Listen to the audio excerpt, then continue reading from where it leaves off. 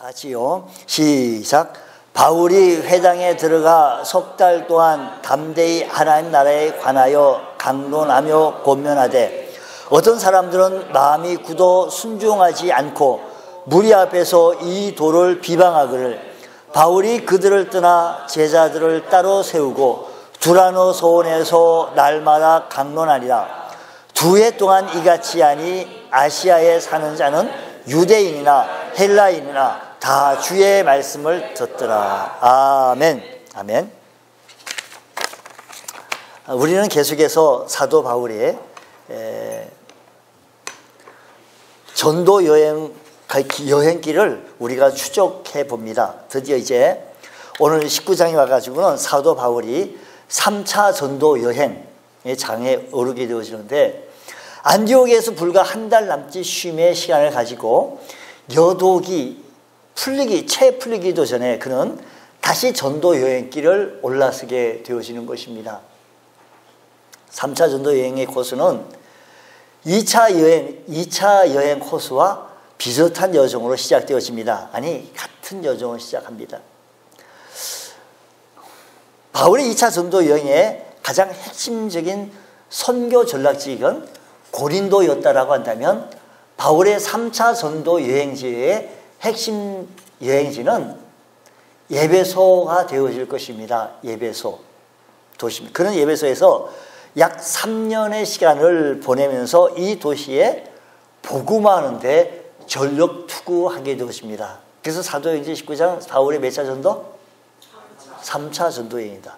자, 사실 제2차 전도 여행 시 바울은 에베소의 2차 여행 시 때도 들린 바가 있습니다. 그래서 들리면서 떠날 때 이렇게 약속을 합니다. 내가 다시 오겠다고 약속한 바가 있습니다. 한번 찾아보겠습니다. 사도행전 18장 21절입니다.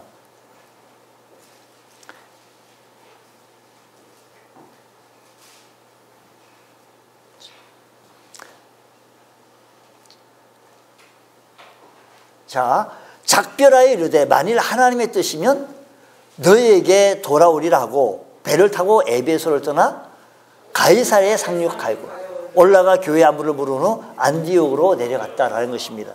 예, 보세요. 바울의 모든 선교 여행을 막나에 가장 오랜 동안 시간, 바울의 여행길에서 이렇게 추적해 같이 여정길을 가게 되었으면 오랜 시간 머물러 있었던 곳이 에베소입니다. 신혼부부들이 좋아하는 성경책이 에베소서.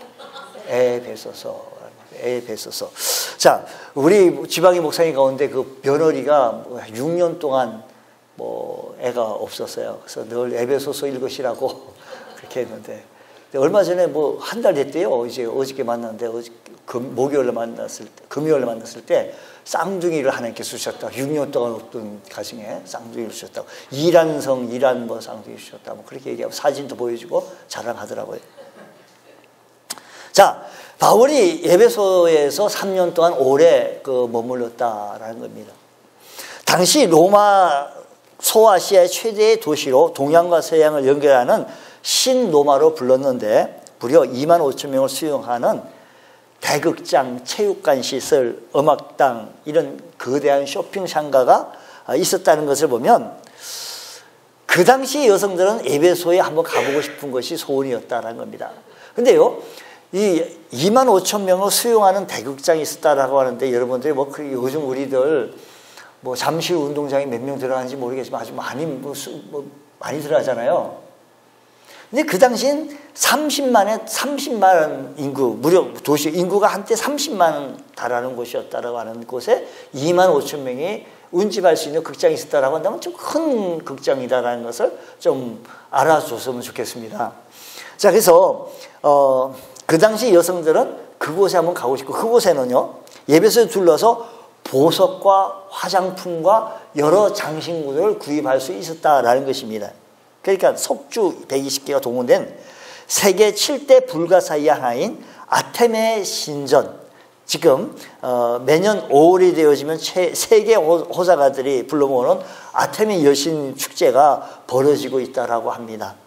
어쨌든 바울은 에베소에서 3년이나 되는 아주 그 바울의 생, 우리가 뭐 3년 뭐 짧은 그게 아니고 여기서 긴 시간, 짧지 않은 그 기간 속에 부지런히 그곳에서 복음을 증거했던 바울의 모습을 바라봅니다. 지금 신앙생활하고 있는 우리 모두도 귀하고도 실제적인 것을 우리가 찾을 수 있는데 오늘 이 말씀을 통해서 바울은 어떻게 실제적이고 귀한 말씀을 나누게 되어졌는가 보자고요. 오늘 본문 말씀 8절 말씀 보면 바울이 회당에 들어가 몇 달 동안? 석 달 동안. 예. 바울이 회당에 들어가 석 달 동안 담대히 하나님 말씀을 증거했다라는 것입니다. 근데 여기 에베소 오기 전에 바울은요, 그 전에 어디에 머물게 되어졌는가 하니 고린도라고 하는 곳에 도시에 머물게 되어졌는데 고린도전서 2장 3절 말씀 보면 내가 너희 가운데 거할 때에 약하고 두려워하여 심히 떨었다라는 거예요. 무슨 말인가 하니 복음을 증거할 때 바울은 그 고린도에서요 의기소침하고 있었던 듯합니다. 아테네 전도에 나가서 자기가 지니고 있는 모든 철학과 실력까지 다 동원해서 전도해봤지만 별 효과가 없었습니다. 바울은 실력이 있었어요. 그렇죠? 가말리엘 문화에서 수학했던 사람 바울이요. 실력이 있는 사람이니까 신약 성경 13권이나 뭐 저술하죠. 실력 없는 베드로도 물론 하나님의 감동이 와서 저술했지만 어쨌든 하나님께서는 자기가 가지고 있는 범주 내에서 사용하고 계신다라는 것입니다. 내가 지금 가지고 있는 것이 무엇인지 바로 알아서 그 가지고 있는 것을 잘 쓰임 받을 수 있는 자가 되어지길 원합니다. 자, 바울은 자기가 가지고 있는 실력들 가지고 다 동원했는데 잘 안 됐던 모양이에요. 의기소침했던 거예요. 효과가 없으니까. 근데 밤에 주께서 바울에게 말씀하시기를 이렇게 말합니다. 두려워하지 말며 잠잠하지 말고 말하라. 내가 너와 함께 있음에 아무 사람도 너를 대적할 자, 해롭게 할 자가 없을 것이니 이는 이 성중에서 내 백성이 많음이다 라고 얘기했어요. 이 말씀을 듣고 바울은 용기 백배하여 1년 반을 고린도에서 전도하여 마침내 고린도 교회를 세우고 근데 이와 대조적으로 에베소에 와서는 유대인 회당에서부터 시작해서 담대히 복음을 증거합니다. 아까 우리가 8절 복음 말씀 뭐라고 얘기하는 거 아니? 바울이 회당에 들어가 석 달 동안 어떻게? 담대히 어떻게 해요? 하나님 나라의 복음을 증거했다는 건데 담대히 증거했다는 것입니다. 그러니까요. 왜 그런 거 아니? 그 앞에 있었을 때 고린도에 있었을 때 두려워하지 말라. 잠잠하지 말고 말해라. 이 성중에 예수 믿는 사람들이 많다. 얘기한 거예요. 그러니까 그 말 듣고 첫 시동부터 그냥 담대히 외치기 시작했습니다. 그래서 오늘 8절에서 발견되는 몇 가지 점을 우리의 교훈해 보이는데 바울이 담대하게 전할 수 있던 것은 그 담대함은 어디서 나올 수 있었느냐라는 것입니다. 하나님 말씀을 전하는 데 있어서 담대하면 참 소중한 겁니다. 참 중요한 겁니다. 여러분 전도를 해보셨을까요? 여러 사람한테 물어봐요. 나 이 말씀 할게요. 여러 사람 혹시 전도를 해보셨나요? 물어보세요. 네.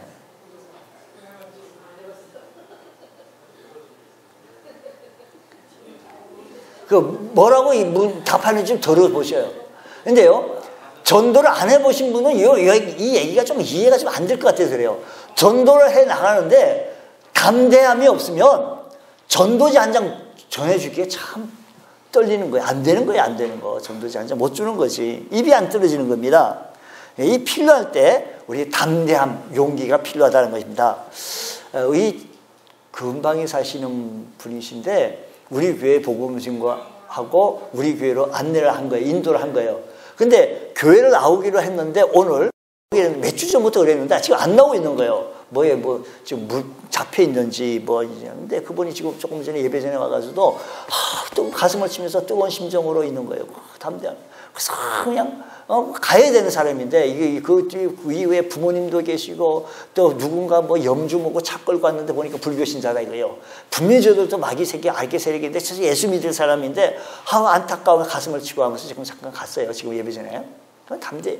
여러분, 이 뭐냐면 담대하기 때문에 그 영혼을 정말 사랑하는 마음 때문에 그렇게 복음을 전할 수 있는 거라는 겁니다. 여러분, 우리가 복음을 증거할 수 있는 첫 번째 비결은 뭐냐면요. 담대함이 있어야 합니다. 우리 옆 사람 이렇게 얘기해요.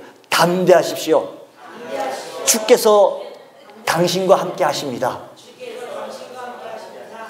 바울에게 말합니다. 담대하십시오. 두려워하지 말고 잠잠하지 말고 말하십시오. 내가 너와 함께 있으면 아무 사람도 너를 대적하며 해롭게 할 자가 없으며, 이 성중에 예수 믿는 사람은 많다라는 거예요. 이 백성 중에 하나님의 백성이 많다라는 겁니다.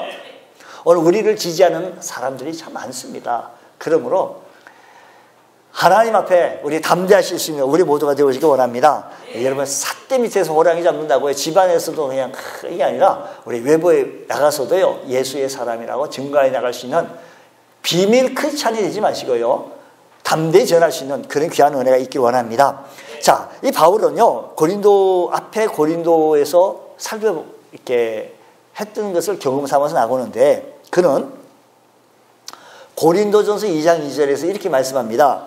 내가 너희 중에서 예수 그리스도와 그의 십자가 못 박히신 것 외에는 아무것도 알지 아니하기로 작정했다는 거예요. 무슨 말인가 하면, 예수님이 십자가에 못 박히신 것과, 그리고 예수님과 그 십자가의 사건을 말고 다른 얘기 안 하고 싶다는 것입니다.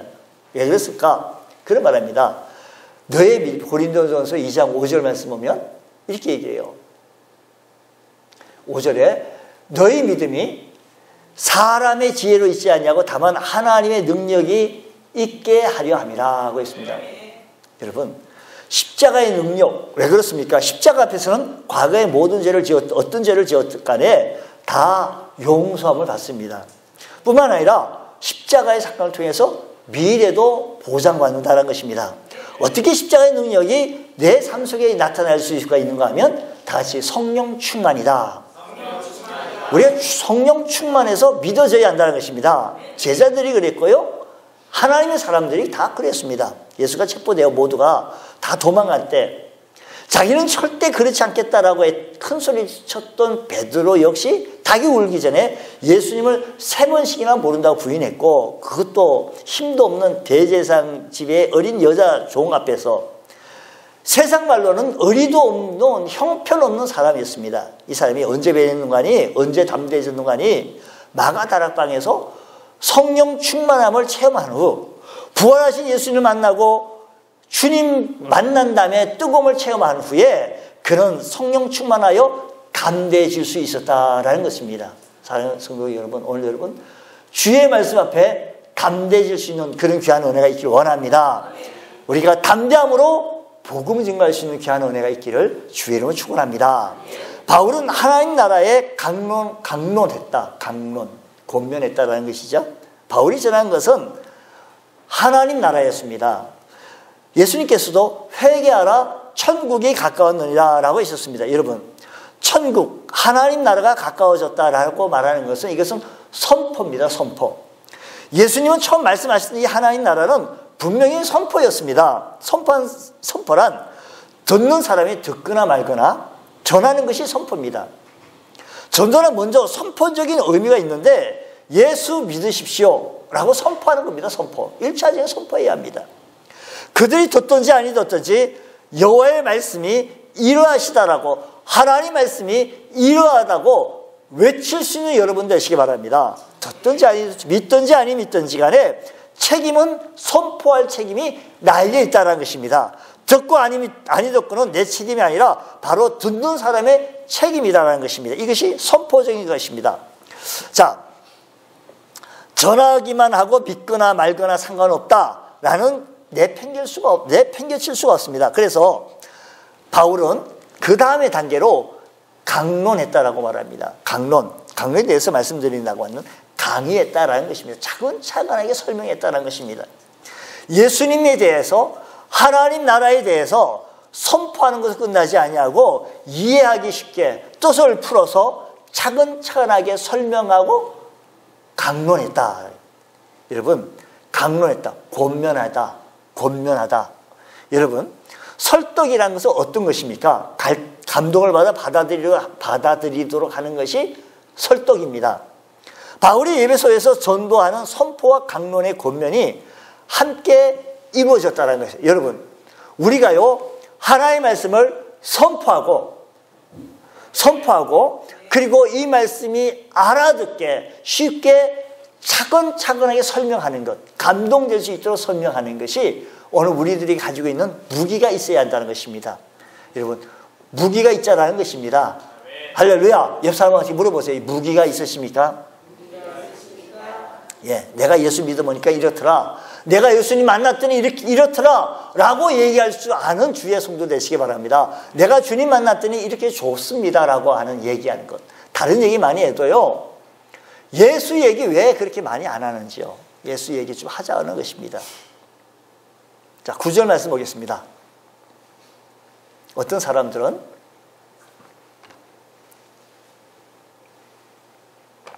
마음이 굳어 어떻게 해요? 순종치 않고. 보세요. 바울은 예배소 전도에서 강론도 하고 권면도 하고 최선을 다했습니다. 할 만큼 했습니다. 얼마 동안 했는 거 아니? 얼마 동안 했다고요? 아니, 맨 처음에요. 예배소에서 첫 번째 석 달 동안 했어요. 회당에 나가서 석 달 동안 했습니다. 성경에 나와 있지 않지만 이 석 달 동안 바울이 전도했으니까, 권면하고 가르쳤으니까 아마 성경 지식이 탁월하지 않겠습니까? 말씀 지식이 바울이 말씀 지식이 탁월하지 않겠느냐고요? 여러분, 좀 여러분보다 좀 나아요. 안 나요? 저보다도 훨씬 낫고요. 바울이 여기 신약 성경을 썼으니까 그 지식으로 복음을 증거했으니까 믿는 사람이 있었을까요? 없었을까요? 있었을 거예요. 성경에 분명히 그 문자적으로 단어는 나오지 않았지만 바울이 전도했으니까 석 달 동안요. 회당에서요. 그런데 어떤 사람들은 마음이 굳어 어떻게 했다고요? 순종하지 않았다는 얘기예요. 마음이 굳어. 지금 믿는 사람들이 있었다 없었다? 있었는데 그 중에 어떤 100%가 아니라 그 중에 어떤 사람들은 마음이 굳어가지고 순종하지 않더라라는 것입니다. 마음이 굳어. 마음에 굳었다는 것은 마음의 문을 스스로 닫았다라는 것입니다. 마이크 조금 올려주셔야 될 것 같아요. 꽉 막힌 것 같은 기분 드네. 알아들을 만큼 설명도 하고 받아들일 수 있도록 설득도 했지만 그들은 마음의 문을 꽉 닫아가지고 마음을 굳어가지고 그냥 순종치 않았다는 겁니다. 예배 시간에요. 하나님의 말씀을 들으시면서 오후 예배 시간에도 설교자인 목사와 눈도 한번 맞추지 아니하고 입 한번 벌리지 못하는 사람들이 있어요. 찬송 불러도 입은 꾹 다물고요. 아멘 하라고 해도 아멘 또 꾹 다물고 안 하고요. 아멘 하면 큰일 나는 줄 알고요. 우리 교회는 그런 분이 한 사람도 없어요. 다른 교회 가면 있어요. 다른 교회 많아요. 근데 우리 교회는 한 사람도 없어요. 이렇게 안 듣는 사람, 크게 바울이 회당에서 석 달 동안 강론하고 권면하고 설득할 때 믿는 사람들이 많았지 않겠어요? 근데 그 중에 어떤 사람들은 마음이 굳어 순종치 않았다는 거예요. 오늘 우리들 가운데 우리 교회는 안 그렇지. 우리 교회는 다 찬송할 때 다 찬송하고 아멘할 때 다 아멘하고 다 그러잖아요. 우리 교회는요. 그런데 다른 사람들은 또 안 하는 사람들이 마음이 굳어가지고 그럴 때 우리가 위로받을 수 있는 건 뭐냐면 예수님도 가룟 유다 제자 중에 한 사람이 있었는데 뭐 그것까지 뭐 한 사람은 아멘하는 것 같고 상처받을 것도 없고 실망할 것도 없고 포기할 것도 없다. 바울이 전도했는데도 어떤 사람은 마음이 굳어 순종치 아니했으니까 우리 같은 사람은요 바울에 비하면 억만분의 1도 못 따라가잖아요. 그분 어떻게 따라가요? 그분의 삼총천을 바라본 갔다 온 사람 아니에요. 그러니까 너무 커서 알고 있는 지식이 너무 신비해서 장구하지 않도록 육체의 가시도 허락하시고 하나님께서 일부러 주신 것 같아요. 육체의 가시 허락하시고 장구하지 않도록. 근데 그런 분이 말씀을 증거했으니 얼마나 논리적으로 또 배우기는 얼마나 잘 배웠습니까? 아주 유식한 사람이고 그 말씀을 얼마나 잘했겠어요. 근데 설교를 어떻게 했든 간에 그러니까 바울이 설교했는데도 조는 사람들이 있었어요. 그러니까 때로는 저도 설교할 때 조는 사람이 있어도 감사한 것은 바울이 설교하는데도 졸았으니 나 같은 사람이 설교하는데 조는 것은 당연하지 않겠어요? 이럴 때 아멘하는 사람은요 주책이다 그렇게 얘기해요. 자 보세요. 자 바울이 복음을 증거했는데 마음에 굳어. 여러분 우리 마음에 굳어 순종치 않은 삶을 보고 우리 실망하지 마시기 바랍니다. 우리 모두가요 복음을 증거할 때 열심히 했는데 이 사람은 예수 믿는다 이 사람은 예수 안 믿는다 그때 실망을 포기하지 말자고 얘기하는 거예요 지금요. 근데요 그까지는 더 좋은데 9절에서 다시 한번 보자고요. 9절에서 보면 어떤 사람들은 무리 앞에서부터 이 도를 배우기, 어떤 사람들은 어떻게 얘기하는 거 아니? 마음이 굳어 순종치 않고 무리 앞에서 뭐라고요? 이 도를 비방한다는 거예요. 그러니까 어떤 사람은 마음이 굳었고 또 어떤 사람들은 무리 앞에서 많은 사람들 가운데 우리 회당에서 이렇게 교회에서 이렇게 있는데 어떤 사람은 마음이 굳어서 입도 다물지 않고 마음의 문도 찬송도 안 하고 아멘도 안 하고 하는 사람들이 있긴 있어요. 그 가운데 있었다는 거죠. 회당 가운데. 그런데 어떤 사람들은 무리 가운데 예수 믿는 우리 성도들 가운데도 뭐 어떻게 있는 거 아니 뭐라고요? 비방했다는 거예요. 안 믿으면 지나 안 믿고 가만히 있겠지. 왜 이렇게 사람들 못 믿게 동요시키는 거예요. 동요. 남도 못 믿게 그냥 비방하는 거예요. 공개적으로. 그렇게 비방해요. 바울이 정도하는데. 그러니까 여러분 예수가 믿어지고 깨달아지는 것은요 축복이에요. 오늘 여러분 주님이 믿어지고 주님이 깨달아지고 말씀이 깨달아집니까? 그건 축복이에요. 축복이요. 이거보다 더한 귀한 축복이 어디 있어요? 옆 사람한테 물어보세요. 말씀이 믿어지고 깨달아지세요? 안 깨달아지면 이것도 이상하지만 깨달아지면 너무너무 여기 바울이 말씀을 증거했는데 말씀에 비방하는 사람이 있어요. 비방하는 사람들. 전도하다 보면 이런 사람 꼭 만납니다. 자기가 믿지 않으면서도 그냥 비방하는 겁니다. 그냥 자기를 보다 막 이렇게 비방하기를 논리적으로 막 하면서 예수 믿는 사람들이 이렇다 저렇다 하면서 석 달 동안 바울은 그렇게 비방의 말을 들으면서도 포기하지 아니하고 복음을 증거했다는 것입니다. 사랑하는 성도 여러분, 우리가 복음을 증거하면 마음을 굳어 끄게 다무고 안 믿는 사람도 있고 또 비방하는 사람도 있어요. 그럴 때 바울이 또 그랬는데 위로를 받고 포기하지 아니하고 끝끝내 복음을 증거할 수 있는 우리 주의 성도들 되시기를 주의 이름으로 축복합니다. 누구든지 너희를 영접도 아니하고 너희 말을 듣지도 아니하거든 그 집에서 성에서 너의 그 집이나 성에서 발에 먼지를 떨어버리라는 거예요. 전도는 내가 하지만 구원받게 하신 분은 하나님이신 것을 깨달아서 여러분 어찌하든지 내가 해야 할 일은 복음 증거하는 것입니다. 마음을 굳게 하든지 간에 비방하든지 간에 개의치 아니하고 포기하지 아니하고 복음을 증거할 수 있는 그런 귀한 은혜가 있기를 원합니다. 또 뿐만 아니라 우리 주님께서 제자 바울은요 오늘 말씀은 다시 제자들을 따로 세우고 여기 보세요. 무리 앞에서 이 도를 비방하거늘 바울이 그들을 떠나 제자들을 따로 세우고 바울이 그 비방하는 데에서 개의치 아니하고 떠나 있어요. 안 되겠다고 잠깐 떠난 거예요. 떠나고 제자들을 따로 세워. 여러분 우리가요 때로는요 예수 안 믿는 사람들한테는 접근해야 되겠지만 우리는 항상 예수 믿는 사람들 가운데 있어야 돼요. 주의 사람 앞에 늘 가까이 있어야 합니다.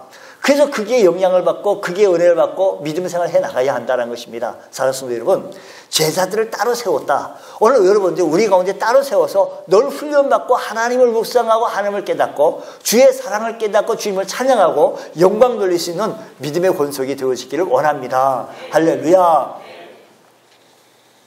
여기 제자들을 따로 세웠다. 여러분 오늘 주의 복음을 말씀을 듣는 주의 성도들 참 바울이 보면 우리가 복음을 증거할 때 막 비방하는 사람들이 있으면 좀 마음이 편치 않습니다. 요즘 세상에서 교회에 대해서 이러쿵 저러쿵 비난하는 사람들이 있다고 할지라도 우리는 그렇지 않고 예수 믿는 사람들처럼 따로 세워서 다시 한번 주의 말씀을 다시 충만케 하여서 주의 복음을 증거하기에 부족함이 없는 그런 귀한 은혜가 일어나기를 원합니다. 바울이 이렇게 얘기합니다. 날마다 강론했다라는 것이 날마다 강론해요. 오늘 성경에 보면 사본에 오전 11시부터 오후 4시까지 가르쳤다라고 말합니다. 그 시간은 일하는 사람들이 낮더위를 피해 쉬는 시간이라는 것이죠. 쉬는 시간에 쉬지 않았고 배웠고 바울은 가르쳤습니다. 씨 뿌리고 버려두는 것이 아니고 물 주고 잡초고 뽑고 거름 주고 막 복음을 증거했던 것입니다. 그런데 10절 말씀 보게 되어지니까 2해 동안 뭐라고요? 그게 몇 년이죠? 그게 2년이죠. 2해 동안. 두라노 소원에서 이제는 회당에서 옮겨서 두라노 소원으로 와가지고 석 달 동안 해서 2년 동안 두라노 소원에서 하나님의 말씀을 강론하게 되어졌다는 것입니다. 이때 유대인이나 헬라인이 주의 말씀을 어떻다? 듣더라. 어떻다라는 거죠? 어떻다고요? 주의 말씀을 듣더라라는 것입니다. 바울이 회당에서 석 달 동안 가르치다가 두라노 소원에서 2년 동안 가르쳤는데, 회당에서 두라노 소원에서 가르치는 장소를 옮겼다는 의미에서 유대인을 상대하다가 이제는 이방인 상대로 전도가 옮겨졌다라는 것입니다. 여러분, 두라노 소원에서 날마다 가르쳐요. 오전 11시부터 오후 4시까지 5시간 늘 날마다 가르치고 10절 초반절 보면 이것을 2년 동안 했다고 했으니 바울이 얼마나 열심히 가르쳤는가를 짐작해 볼 수 있다는 것입니다. 신앙은, 믿음 생활은요, 하루아침에 안 돼요. 예수 믿고 전도하잖아요. 전도하면, 교회 한 달 정도 나오고, 교회 나가도 별거 없네. 아주 실망하는 사람이 있어요. 그리고 여러분, 신앙생활은요, 믿음 생활은, 오늘 바울이요, 아침부터 11시부터 오후 4시까지, 그걸 2년 동안, 날마다, 얼마나 열심히 가르쳤습니까? 이거 뭐 신학교보다 더 통통한 거죠. 여러분, 한 번 말씀 들었다고 다 듣는 게 아니에요. 오늘 주일날 예배 드렸다고 해서 다 하는 게 아니에요. 우리가 할 수 있을 수만 있으면 수요 예배, 금요 예배 열심히 품고 출석하여 하나님 앞에 내 신앙생활을 잘 관리해 나갈 수 있는 은혜가 일어나기 원합니다. 신앙도 많이 성장하고 은혜도 많이 받으시고 열매도 거두시려고 한다면 믿음 생활에 하나님 말씀에 2년 동안 강론을 받았던 사람, 가르침을 받았던 사람들이 얼마나 잘 무장했겠어요. 바울이 직접 가르쳤으니까. 오늘 여러분들도 우리들도요, 주일날 한 번만 가르침을 받으면 안 돼요. 이 말씀이 늘 생활화되어지고, 그래서 무장되어져서 복음을 증거할 때 힘있게 복음을 증거할 수 있는 귀한 은혜가 있게 되어진 줄 믿으시기 바랍니다. 바울은 에베소에서 강한 애착을 가지고 3년이나 전도했습니다. 2차 전도여행 말기에 아테네 고린도에서 침체되었던 전도의 열정이 다시 에베소에 와가지고 담대히 복음을 증거했다라고 했어요. 전도하다 보면 끝까지 받아들이지 않을 뿐만 아니라 또한 전도하다 보면 비방하는 사람들도 만납니다. 그런데도 버티기보다 계속해서 우리 바울처럼 가르치고 강의하고 설득하고 설명하고 이런 전도여행 다녔던 바울의 모습을 바라보며 우리들도 내 삶 속에서 이런 모습이 실제 생활에서 나타나시길 원합니다. 우리도 열심히 신합시다. 우리 신앙도 키웁시다. 그래서 여기저기 많은 믿음 생활 속에서 여기저기에서 주의 복음을 나타내 보이고 주의 말씀을 나타내 증거해 보일 수 있는 귀한 은혜가 있기를 주의 이름으로 축원합니다. 주께서 여러분을 축복하여 주셔서 여러분의 삶이 성령 충만한 삶이 되어지시기를 주의 이름으로 축원합니다. 기도하겠습니다. 하나님 아버지 감사합니다. 저희에게 크신 은혜 베풀어 주시고 성령 충만한 삶을 살아갈 수 있도록 주여 크신 은혜 베풀어 주옵소서. 미사하며 예수님 이름으로 기도드리옵나이다. 아멘.